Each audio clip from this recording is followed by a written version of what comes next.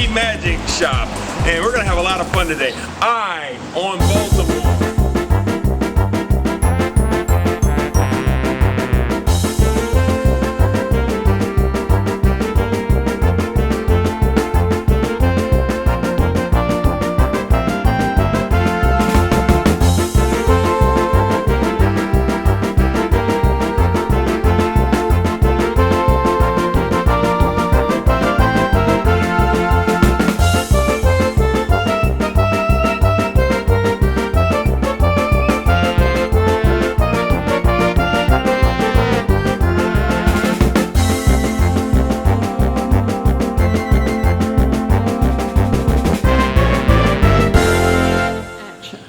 Hi, here I am in front of Kenzo's Yogi Magic Shop right here in Federal Hill. We're going to have a lot of fun today. On Baltimore.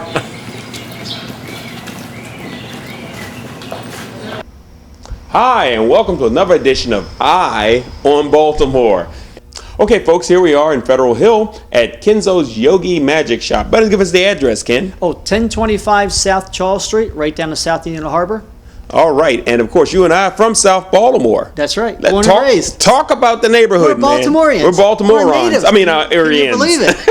I attended Old Southern High, and you went to... I went to Mergenthaler. Right down the street. They're up the street, northeast. And look at us now. Look at we now. We're sitting in a magic shop that you own. You're the owner. Yes, sir, I am. Kenzo's Yogi Magic Mart, and we've been here at this location for like 18 years. And I started basically, I basically started as a clown, right? Went to Southern High School, graduated a couple years ago, and auditioned for Ringling Brothers and Bone and Belly Circus. Traveled on the show for 5 years. Came back to Baltimore, opened up a magic shop, and it's been a success since. Oh yeah, I love it, man. I love the variety of things that you offer here. You offer juggling, Yes. Materials for makeup and face painting. You have the magic. I try to be a full line magic shop. Some magic shops are already called the old traditional magic shops. This way we can cover all the different bases from wigs, makeup to close-up magic, books, videotapes, props. There's a variation of all different types of things. If you're in this type of business or interested in this type of business, we have available for you. And of course, there's balloon sculpting. Oh, absolutely. And then we even have gags. Can you imagine? Like disappearing ink and whoopee cushions. Oh my goodness. And if you love learning through video, you have a full line of videotapes, which now is exceptional for any entertainer or kids starting out in this business. And like myself, I started very young, and I guess you started very young. And back in those days, they didn't have that technology. So it's really good to see something visually, because some kids are readers and some are visual. That's right. I'm very visual. I'm very visual too, and So I also that's why love you see reading. us. Talk about your books. Oh, but books are also good. But for the visual also, for some kids to be able to see a trick performed or learning how to juggle. If you explain, take one ball and throw it up in the air from your right hand to your left, and well, how far do you throw it and where should it be? And, so that visual helps some kids. Well, now talk about your style of performance. You have a lot of My energy. style. You're very bubbly. I'm actually considered an Auguste clown. I have a different and unique makeup because it's a flesh tone up here at the top of my eyes, but a very big smile. Right now I don't have my makeup on. But you can imagine the smile when I exaggerate that. Once you apply the makeup, you're basically exaggerating your features even more with your eyes and your mouth and things like that. All right, and some of the skills you picked up in clowning? Oh, geez, since I was actually I couldn't ride a two-wheel bicycle until I was 13 years old. Wow. What? You said, wow. Oh, yeah. Now, what happened? I used to give all my new bicycles that I would get each year for Christmas to my older brothers. I don't want to ride. No, you go. Then I'll go to Ringling Brothers Circus, and I see a clown coming down the track on a unicycle. Mom, for my next birthday, I want a unicycle. Sure, Kenny. No, sir, I want a unicycle. Why do you want a one-wheel bike? This is my parents. Yeah. I want to ride a unicycle to go into the circus. Oh, sure, okay. I finally convinced them. 13th birthday here, nice little unicycle. First day I walked out to this little playground up here on Riverside Park, okay, held onto the fence, got on top of the unicycle, and just let go. Went like 1 foot, and then 2 feet, and then 3 feet, and then further and further and further. The end of that day I was riding maybe about 12 feet. The next day 20 feet. But that's how determined I was to learn how to ride a unicycle. And I figured if I'm going to a circus, I have to learn how to ride a unicycle. And then learn how to juggle and things like that. Wow. And then you spent a portion of your career with Ringling Brothers. Yes, that's right. Well, I tell you what, when we come back from break, we're going to talk some more about the career of Ken Horsman, who is the owner of the Yogi Magic Shop, the Kenzo's Yogi Magic Shop. We'll be right back.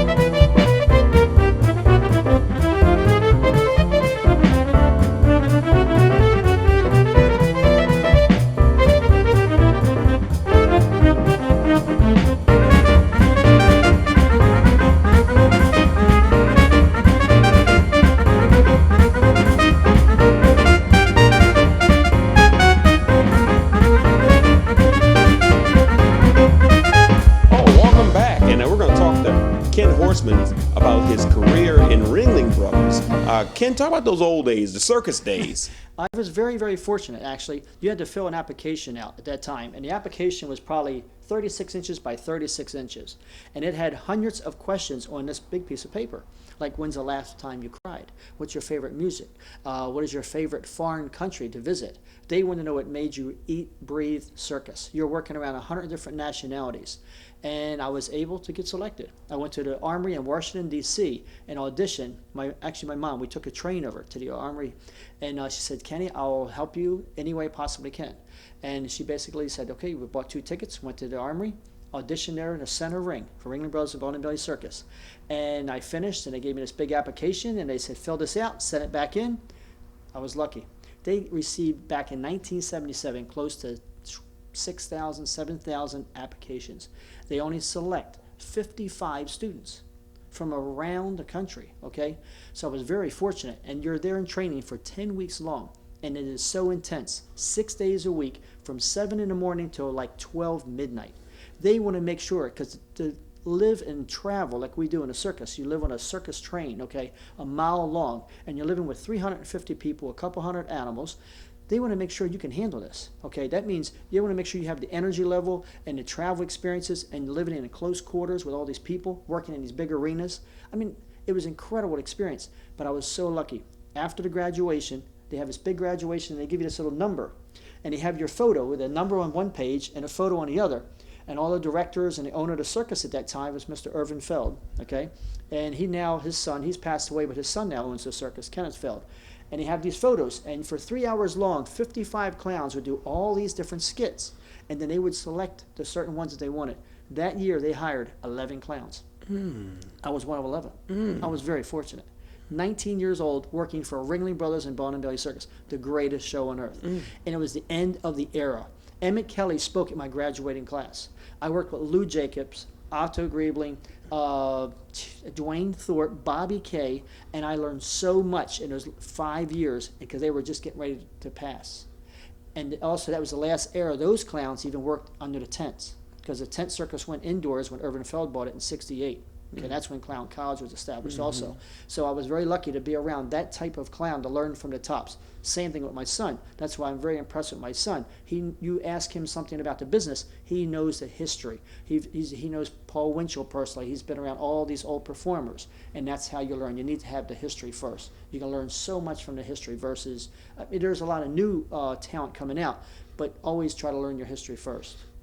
So I was lucky, traveled on the show for 5 years, learned so much, played Madison Square Garden. 19 years old in Madison Square Garden, Superdome, the Astrodome, traveled the entire country, meeting so many people. It was just exceptional. It's not like a college. Right. What advice do you have for up-and-coming clowns or people who think they might want to be a clown? Just starting books. There are numerous books around. Try to see as many shows as you can. Live entertainers. Live entertainment is still around. You just have to search it out. There's more like computer things now, but actually live shows. Go and see as many as you possibly can. Be it singers, dancers, clowns, magicians, unicycles, jugglers. They're still entertainers, and every entertainer has a uniqueness about them that you can learn one little piece from them that you can put into your act, or get an idea of what you think you would like to pursue as your niche or whatever. Some of us are clowns, some of us are magicians. I'm a children's entertainer. I love children. That's why I enjoy having this magic shop, because I get to sell magic to kids starting at 8, 10, 12 years old. And I've watched, since me being here 18 years, this location, some of these kids now are young men, and they come back and perform tricks for me who've excelled so much more than I have even, in close-up magic and card tricks. And Spencer's a fine example of that, my son. Speaking of Spencer, let's take a clip. Let's take a look at Spencer performing. My name is Spencer Horseman. I'm 13 years old. I'm from Baltimore, Maryland. We're going to load you down stage left. I started out with magic when I was about 5 or 6, doing a lot of small little tricks that everybody starts out with, mostly close up, and then just the ventriloquism got into, and headed on from there. Now I want you to imagine that you're 13 years old and your dad is a magician and he owns a magic shop. What would you want to be when you grow up? That's right, a ventriloquist. Folks, say hello to Spencer Horseman.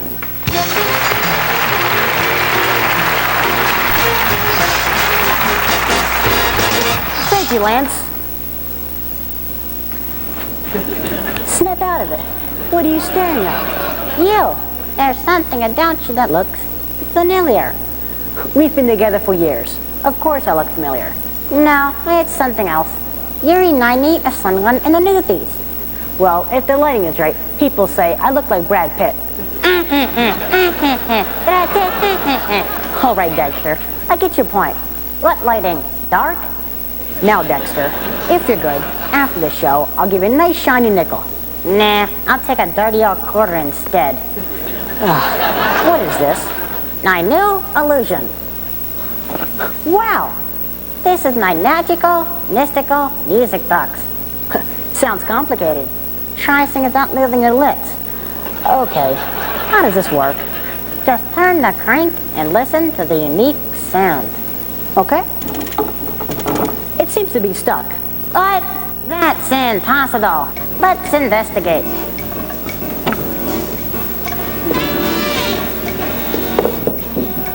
Let's take a look inside. Let's see, what do we have here? Hey, what's this? Dexter, can you really fix this thing? Aye, sure. Let me try again. Help me inside. I sure hope you know what you're doing. Yeah. Sorry. Hey, my foot's stuck. I'll get it.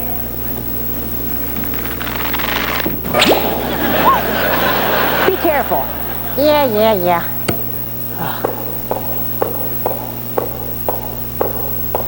Hey, look, a door.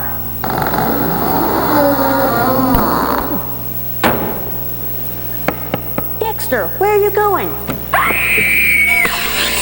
Help! Let me out! Get me out of here! Help! I'll help you. The crank. My pal.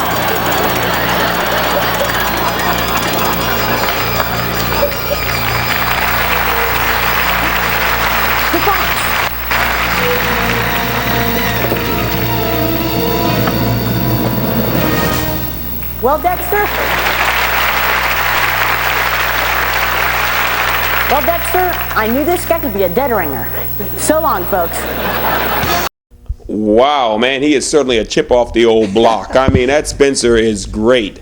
He's terrific. You know, it's very unique to see, like, say a lawyer or a doctor, okay? You say, oh, I'd like for my son to get into this business. But sometimes they're just not prepared for that type of business. And you don't know if they really have the talent or the ambition to even pursue this, and because it's very hard work. So then you think about it and you say, okay, you'll show him a little trick. In fact, right here, Spencer, I used to be up here in the office, and Spencer, come on, Dad, take me down and teach me a trick. I'd teach him a little trick here at 4 years old. And then he'd learn that, and he'd come back, well, Dad, here, teach me that. And now he's teaching me, John. Okay, he's teaching me. I no longer watch him perform. I watch the audience, and I watch the reaction from their eyes, their laughter, and it's so fulfilling to see that he is my son. Yeah. I can't believe he is fulfilling a dream that, you know, it's not really something you go to a university and you say, okay, I'm going to buy this talent. It has to be you. It has to be your passion. You know, and his passion, his eyes, his face just lights up. And he's so warm. You know, he's on stage and he loves entertaining. It's one of his top things to do right now. It's his whole world. So he's very lucky to find at a young age, like I was. I was very fortunate.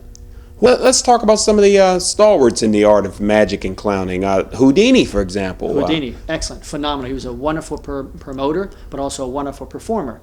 You think about early 1900s when Houdini was really famous. Okay, a man like that, there was no television.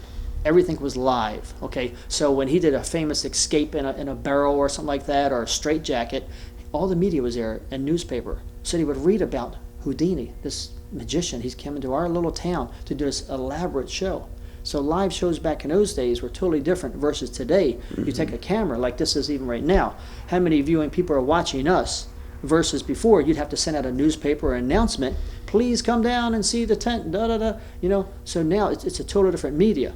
But he set the standards for just famous magicians. And not just him, you have like all the posters in here. You had Blackstone was a very famous magician back in those days. Alexander the Great, Randy. And then Thurston was super. And then Carter the Great. And he was a very big name back in the early 1920s and 30s. But now look at it today, where David Copperfield is just a phenomenal performer. One of the highest paid entertainers in the world. You know, and for magic. And you think, well, wait, he's not a singer, he's not a dancer, he's not a famous actor, a magician. So for a magician to be on that level of the business, and this is it, it's the arts, it's to be on that top level, to take a magic art and put it that high in standards. People are waiting in line for tickets to see his show in Las Vegas. They're sellouts. Oh, hey, speaking of Houdini, we have a clip of that great performer. Here's a little something about Houdini. You'll like this. No chains could hold him. No jail could imprison him. Houdini created a Superman. There's nothing that can confine Houdini. There's no clever jailer. There is no policeman. There's no clever box builder that can create something that Houdini can't defeat. Magician, aviator, actor, author.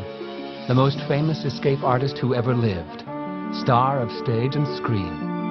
I think it's hard to imagine how big a star Houdini was and what he contributed to even the notion of celebrity in America. Admired by many, despised by some. Defender of the lonely and bereaved. He exposed charlatans who claimed to communicate with the dead. He fought the spiritualists, the fakers out there, because it was disrespectful for them to claim they were speaking with the dead and they were bringing back the spirits of the deceased. Ironically, after his death, his wife announced that a medium had brought her a message from Houdini, a phrase in an unbreakable code known only to the two of them. Well, I mean, that was just like a bomb, say. Then she issues her statement of belief in the message on January 9th, 1929. And everybody goes crazy. Was Houdini really reaching out from beyond the grave? Or was this just one more fraud waiting to be exposed? Whoa, that was very interesting. I'm fascinated by the big names in show business. Many of them appeared on the Ed Sullivan Show. Emmett Kelly, for example. Right. Well, Ed Sullivan was a great avenue for new acts. He would discover them. Like, look at the Beatles, a lot of big famous acts, even bands, variety acts. He was a variety show. That's one thing we are kind of lacking and missing right now at this point. Where does an act, like a live act, like a juggler, a unicyclist, or ventriloquist, or a magician, or a clown, get a start? Ed Sullivan broke all these acts open, you know, and made them famous. You know, they would give anything to be on their show at least one time. One time would just is all it would need, and all of a sudden they were like, "And wow, look at this! You mean you work where?" You know, and for like even my son Spencer, he was on the David Letterman show when he was 8.5 years old. What an experience to be a little boy like that. And that theater is the original Ed Sullivan Theater where David Letterman's taped. Wow. So the history, you know, and when you really get into more and more entertainers, there's so much history about where people start and where they finish. And that's why I love Circus. Circus people, I remember sitting in the back in Clown Alley, which they thought it was a real alley, but it wasn't. They referred to it as Clown Alley, where all the clowns would make up and get dressed in a wardrobe. And you'd see a little kid in the back there maybe playing on the floor or something with cars and stuff, and they're speaking all these different languages. And then all of a sudden, you hear a different tune come on from the acts being out in the arena. The little boy would jump up, run into his dressing room, put his costume on, his wardrobe, and next thing you knew, he's out there in a flying trapeze. 10, 12 years old, risking his life. Wow. You know, next generation, third generation. And the same thing with me, with Spence. It's so fulfilling to see. I was the first entertainer in my family. My father was a merchant marine, and my mom actually worked at a book bindery, okay? And now Spencer's parents were clowns. I mean, what kind of mix, you know, two professional clowns from the circus, and he wants to be a magician and a ventriloquist. Wow. So, but it's very unusual to see your next generation carry on in the same kind of life, or for a living, you know, for a future. That's fascinating. Red Skelton is a unique blend of experiences and talents. He came from vaudeville. That's right. And he made the transition. A lot of people from vaudeville did not make that jump to television. And why also did he make that transition? He had to eat. Eating regular becomes a habit. Yes, it does. But more importantly, he was a very clean entertainer. Okay. He would not use one foul word, or which would be considered blue material back in those days. You know, and even I remember him coming. I actually had the privilege of eating with him. He'd invite the whole clowns over in Nashville, Tennessee. He was staying at an arena in a building next to us, and invite us all over to have lunch with him. And he stood there and would pass each of us our plates. So humble. He came from very poor beginnings. You know, raised in a little one-room house and near a railroad track and stuff, and just so humble. And when I left the circus a few years ago, he came downtown just before he passed away, and my wife and my son and I went to see him. And I took the photo that we took together, Red Skelton and I gave it to his helper there, and he took it back to the dressing room. Within 5 minutes, they said, "Hey, come on back. Red Skelton wants to see you." And we had such a wonderful conversation, just real quick, and but it was just such a, you know, just a warmth and entertainers. And you get to, like I say, a certain level in this business, it is one big family. No matter if you are a singer or a dancer or a magician or a clown, you're on a certain level, and everyone is very professional and warm and welcoming into this business.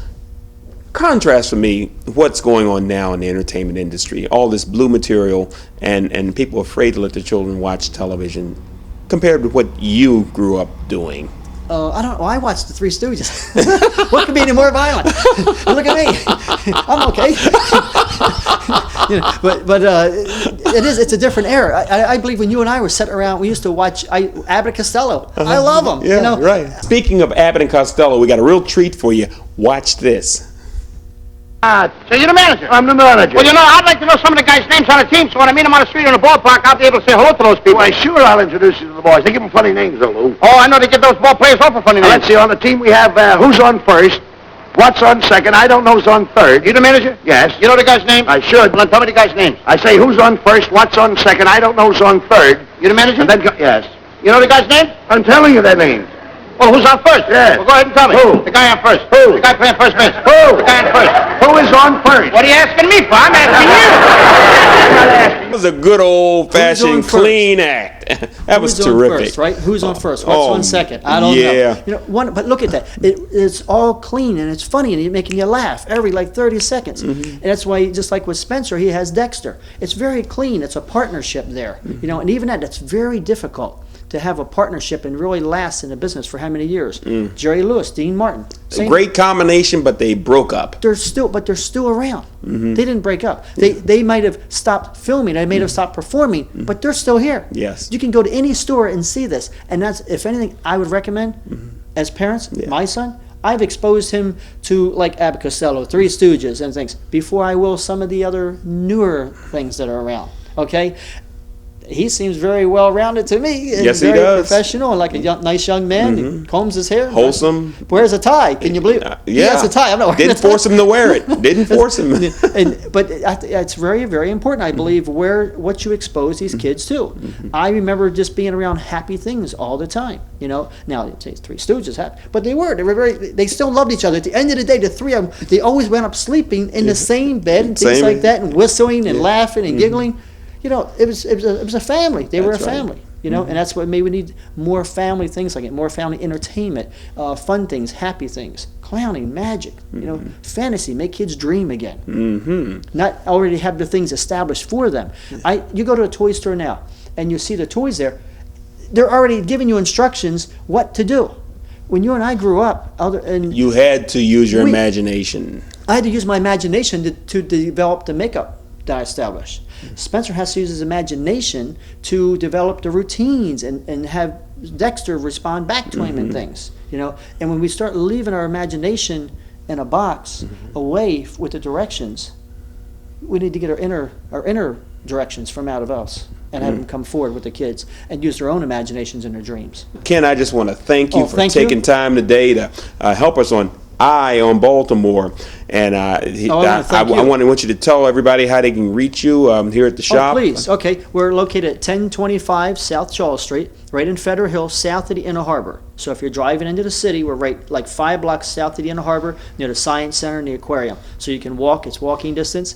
And we do, as I mentioned earlier, and as Spencer, my son here, when he's not out traveling and performing, he's here working in the shop, and we have from beginners to professionals. So don't feel like, oh, I can't learn this. Yes, there's something in this room here for everyone, age group, male, female, even in your budget, from $4 up to wherever you want to spend. All right, and your telephone number? Oh, sure. Very important. 410-727-5811. All right, well, Ken Horsman, owner of the Kenzo's Yogi Magic Shop, I just want to thank you for allowing us to be a part of your day, ON Baltimore. And we'll see you next time.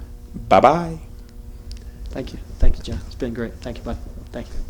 Well, that's it for today, folks. We've had a lot of fun, learned a lot of good things, and we're always keeping an eye on Baltimore. See you next time.